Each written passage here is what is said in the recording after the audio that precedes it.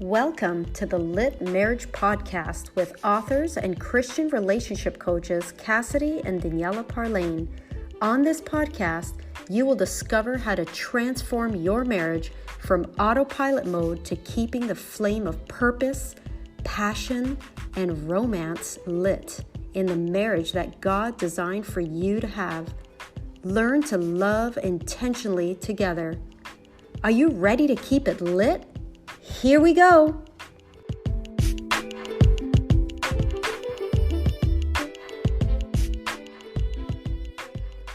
Hey guys, welcome back to another episode of the Lit Marriage Podcast. We are your hosts, Cassidy And Daniela. And today, folks, we want to talk to you about the subject matter, not abandoning the process. Do not abandon the process. What does this really mean? Because it's such a wide statement, if you may. Right? That's because it can apply to so many things. Yes. But specifically, we're talking about marriage. Absolutely. Well, this is the marriage podcast, right? And That's right. We know that from our own experience in our marriage, that it is important to stick to the process. Sometimes, without sounding too religious, when God's doing something in your life, sometimes it's difficult to recognize what He's doing because oftentimes we want to know what He's up to. We want to know why He's even up to what He's up to, right? And God gives us specific instructions to do certain things. He'll tell us the what, but He certainly won't tell us how. And that's oftentimes... At least not right away. Exactly. And that's oftentimes very frustrating for most of us in the marriage. And, and it pushes us to a place where we either submit to the process or we get to a place where we exit the process. Yes, or we're wanting to abandon. Delete. Yeah, so that's what we want to talk to you about today. Is God doing something in your marriage? And more likely He is. But you have to get to a place where you discern that He is doing something in your marriage and get to the place where you're at a place spiritually where you understand that God doesn't always operate or work in the timing that we expect Him to. And we talked about this in a previous podcast, right? About God's timing. Oh, yes. Right? And so because of that, because of how long things feel like it's taking, it's like, God, when is this going to change? God, when are we going to get over these cycles that we are going through? When are we going to start experiencing some blessings? When are we going to start, experiencing some relief from this breakthrough? Yes. Some good change. And sometimes I think we're expecting it to look a certain way, which is part of the problem. Right. So we don't even realize what point in the process we're at because we were picturing something different. Yeah. We might be further along than we think we are. Right. So that's another mystery. And I think it has a lot to do with Him building our faith, because without being able to depend fully on Him, we won't truly learn how to have faith. Absolutely. So He kind of gives us these one little step by step. Like a one-liner. Yeah. Or even just a one and you're word. like, what? That's it? What else, God? But He just wants you to do that one simple thing now. Because I've said this in some other episode somewhere. If He were to give us the entire directions, it would look kind of like the IKEA manual for like, a piece of furniture, and you'd probably give up right then and there. You'd be like, no. Yeah. But He just says, okay, just pick up the hammer. That's it. That's all I want right now. That's it. No picking up the hammer now. Please do not pick up the hammer. Unless, of course, you're building. But yes, I totally get what you're saying. Definitely. God does do that where He just gives us a word or a sentence. And okay, now that sounds really spiritual right there. Or gave me a word. Or vision. Yes. You know? But he does do that. And so we just have to like understand that it's never gonna happen overnight, and it's definitely, like you said, not gonna happen the way that we sometimes picture it to happen. That's right. His ways are higher than our ways. Absolutely. So our ways are foolishness compared to him. So sometimes we think we have this entire roadmap of how it's going to look, and he's like, nope, that was not the way I was I was planning it. Right. So he's going to reroute. So I think sometimes we're the ones that slow ourselves down too. Wow. Because we're taking our long route. You know, one of the things I really believe that takes us off route of this process, the journey, is disobedience. Yeah, for sure. Disobedience is a big thing. And when you walk in disobedience in your marriage, in your relationship, either with the Lord, you know, or even with other people in your life, you know, disobedience will cause you to go around the mountain for 40 years. And can you imagine doing the same thing over and over and expecting a different result? That doesn't work. There's a word for that. It's called insanity. So, you know, we have to discern. It takes a lot of discernment in marriage to understand, am I walking, or are we as a couple, are we walking in disobedience, or are we doing what God really has for us to do? And sometimes the thing that God that He has in mind for you or for your marriage, it might seem foolish. That's right. You get what I'm saying? And there's another thing too. When you're in those disobedience, that's basically where His directions stop. Ooh. So you're not going to even move further past where you're at. Wow. It's like you're stuck in the maze. So until you start actually obeying, you're not going to get further in the process. So I think that's another reason some people stay in this never-ending cycle, because they stop hearing from God, because God stopped speaking, because He's saying, I'm not going to say another word until you first listen to the first direction I gave you. That's good. Right? That's good. It reminds me of people who are constantly looking for a prophetic word. And it's like, what'd you do with the 10 previous ones? What? Yeah. Did you act on it, or did you actually obey? Right. But it's almost like they're like, oh, that one got old. I need a new one. Yeah. That one's boring. Right. Or that one's too much work. Or that one, you know, so they always, it's like they're chasing after this, like, new inspiration, new word. And it really reminds me of people who go to psychics. Wow. And they want to hear, oh, what do you have about my future? And then, you know, they get something they don't really like. So they're like, oh, let me try another psychic. Let's see what that one says. Wow. Or maybe this one's better. What do you see in my future? And they just want to hear good stuff. Wow. Right? So. And that's the thing. Like, the process, sometimes it's a little messy. Sometimes the process that we're having to endure, there's a preparation involved. And the preparation's not always fun. No. It's like when you're doing a renovation. Yeah, the end result is going to be beautiful, but the preparation to get there is messy, and it's not fun. Right. Your house is in an upheaval. Yeah.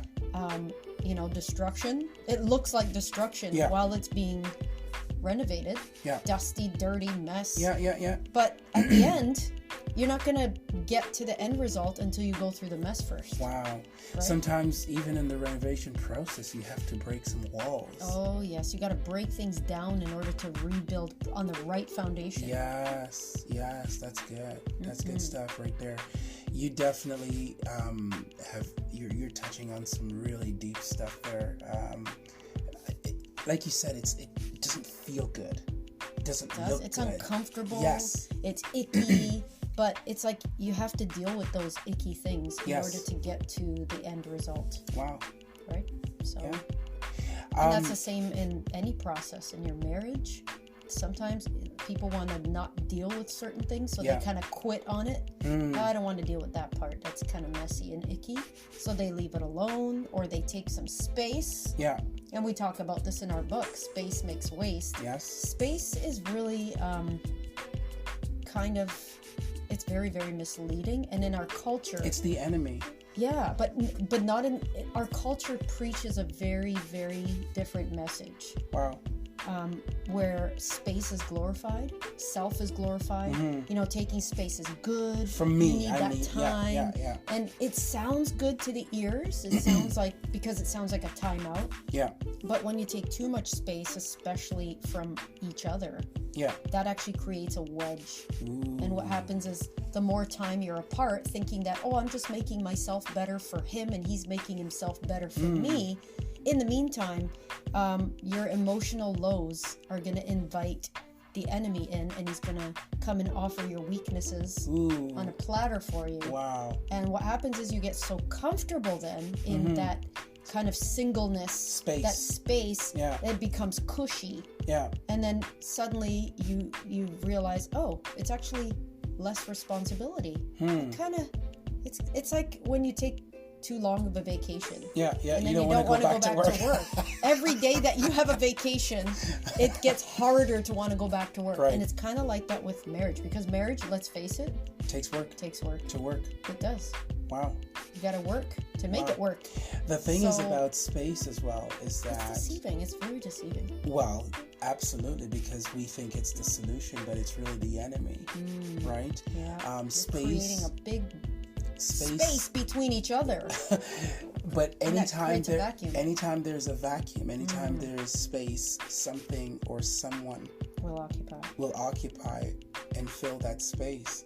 And so that's the deception of the enemy, where he tells us we need time away from this thing. We need space from this thing, this process that God has us in. And yes, perhaps God does have you in a time where he's trying to mold you and make the man or the woman, in you or out of you. But would you allow him in this season, in this process that you are so wanting to abandon? Because the enemy wants to let us think that it's green, the grass is much greener on the other side. But how about watering your own grass? Somebody say, hallelujah. But, I really think that this is a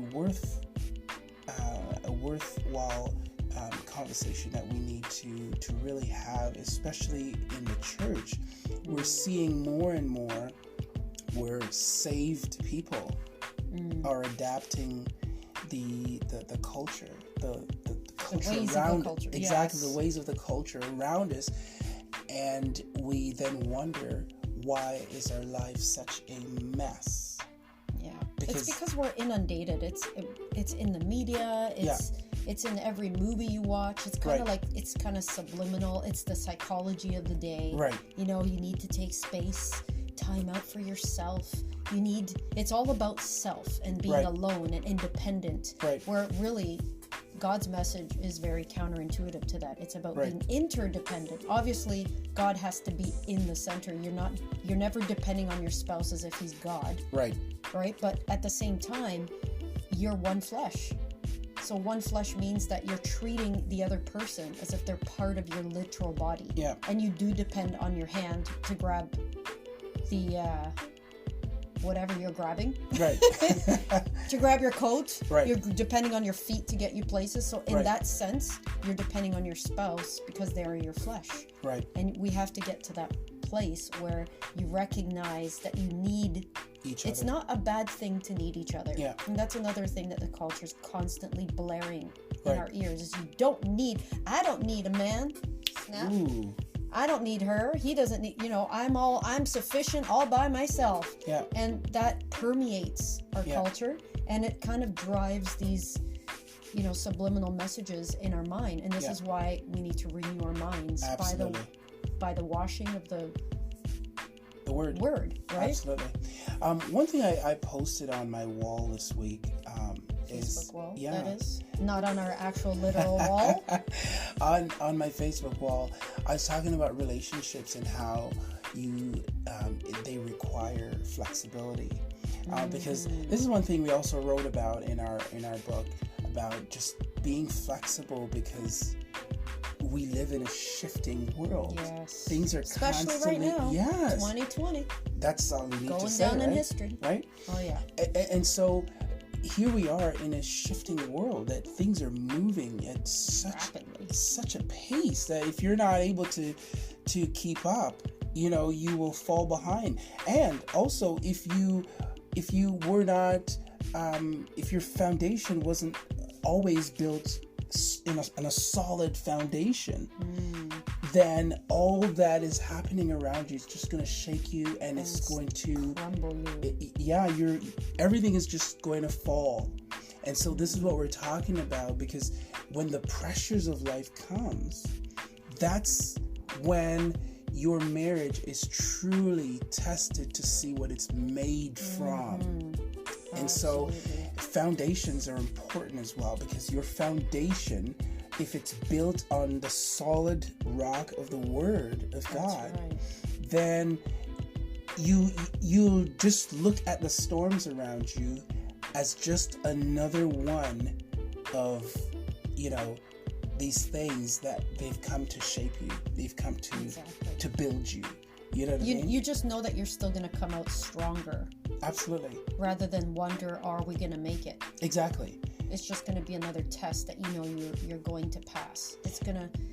This too shall pass. Absolutely. Right? It's going to be one of those moments. For us, when we are going through tough times, one of the things that we often do is to look at each other and ask the question, is God in control? Yes.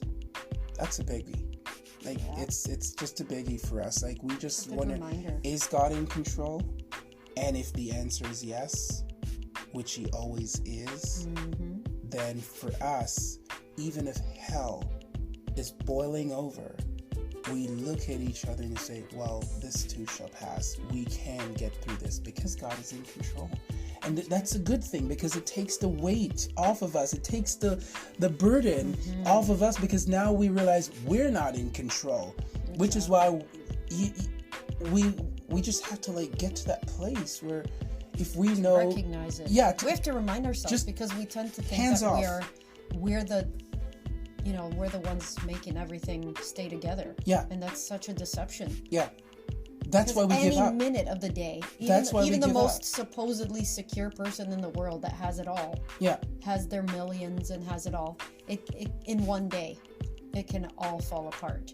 But it's just this false sense of security we get from our stuff, from our benefits, from our things. Yeah. But the truth is, nobody, without Jesus, nobody's secure. Absolutely not. You can lose everything in a moment's notice. Wow. It can happen. It's happened to many people. And what then? Exactly. And then that's when you know where your foundation is. Because when that if that crumbled, where would you be standing on? Or would you be standing? Yeah. At all? Absolutely. Or would you just sink into oblivion? I just want to say to those of you who are listening right now, we don't know exactly where your marriage is at.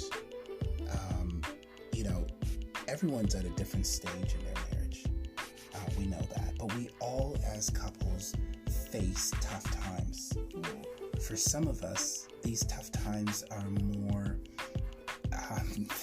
than others, right? But again, it goes back to, are you walking in obedience? I think if we can leave a real solid message with our listeners out there today, is simply this. Be sure that you are walking in obedience, because obedience will allow you to walk in the grace of God. You know what? The grace of God is so beautiful. It is just so extraordinary. You could be going through hell, and because you understand the power of the grace of God, that it is what is sustaining you. It is what it's the keeper. It's the glue to your marriage. The grace of God. There are people who've been together for many years. And it's only by God's grace why they're still together, because that's so true. It doesn't mean that they have had it all, figured out. That's right. It's God's grace that has kept them together, and they understand that. Exactly. It's just trusting. The more you trust in Him, the more His grace abounds. That's how it works. Because we end up giving up and getting out of the process. And you know what happens?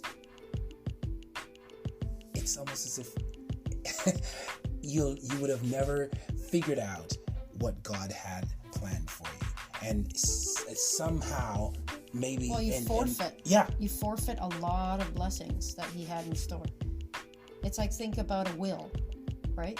Someone leaves behind a will. And you don't show up. You don't show up to go claim it. To the lawyer's office to hear what you... Wouldn't that make you curious? Like, I wonder what was left for me. Why not take it? Yeah. It's yours. But in order to claim it, you have to go through some stuff. Process. And obedience is one of those things. Yeah, it's a big one. Because that's a reward. Blessings are rewards from God. And if you want to get rewarded, well, follow the directions. The children of Israel went around in the wilderness for 40 years. That's right. It's because of their disobedience. That's exactly why. And they could have just gone in a matter of days. What was it, 11 days? God can literally cause your life to accelerate in such a way when you begin to learn how to walk in obedience. Yes. It's a big thing. It's a big thing. It can redeem time. Oh, absolutely. Absolutely. Whatever the enemy has stolen, God can turn it around for His good, for your good, for His good. That's the good news. But you have to walk in obedience. You do. You have to let Him do what He is doing in your life. God is molding you. There's a song that says, "I'm the potter and He's the clay." It's actually a scripture. Let Him mold you. And sometimes the molding is uncomfortable. Very much I think that's one of the reasons people don't walk in obedience, because they think their way is more comfortable. Right. Which at the moment it may seem that way, right? It's self-gratifying. Right. So like most things that are self-gratifying, it's like, buy now, pay later. It's never worth it in the end. It feels good at the moment, so they want to do it their way because it seems easier. But in the long run, it's gonna cost them. Whereas God's directions, or walking in obedience, just following what He says, like, here's my principle, trust me, just do this. It may seem like, oh, I don't want to do that. That's difficult. But again, you're doing it with Him. When He tells you to do something, you're literally under His umbrella of blessing and protection, which means you can't lose. Right. What if you knew you couldn't lose? What if you knew you couldn't lose? Wow. Right? Whereas your way seems easier, but you're going to lose. Wow. Now, if you change your perspective that way, wow, you're gonna follow the directions, aren't you? That's beautiful. I want to leave just these two thoughts with you today, and it's very simple. Understand that your disobedience has ripple effects. Yes. So does your obedience. Your obedience also has ripple effects. And it's not just impacting you, it's impacting those who are in your inner circle. Yes. And the next thing that I want to leave with you today is simply this: God can use your mess. Oh, yes. He will. So all the crap that you're going through right now, just know that God wants to use it. God's a crap user. He can use it. Yes. It sounds weird, right? But He is a crap user. God uses people's mess. He's very resourceful. He can use every last scrap of your mess. All of it. There is somebody out there waiting to hear your story. Don't give up. Do not abandon the process, because God is with you. The Bible tells us that His grace is sufficient. If the 3 Hebrew boys decided that they're just going to throw up their hands and give up and just bow down their knees to the what the king wanted, as opposed to believing their God, they would have not experienced the fourth man in the fire. Jesus is in the fire with you in this season. I think the more intense the situation, the greater the blessing. Absolutely. So it's like, it's worth it. Go through it. Just go through it. Don't abandon the process. That's right. This was a good conversation today. Yes, it was. Well, we should do this again. We should. For those of you... Meet me at the next podcast. Oh, watch out now. Recording. For those of you who are listening, please go ahead and share this podcast with a friend or family member, someone who you know will benefit from these types of conversations. Or a random person. Yeah. You just never know. God works in very, very mysterious ways. He does. That's not in the Bible, but it's still true. Definitely a principle. Yes. So go ahead, share this podcast, please. If you have any questions for us, feel free to send us an email. You can find us on social media. You can find us at our website at makeyourmarriageGreatAgain.ca for more information about our ministry and what we are all about. So until next time, keep it lit. God bless you.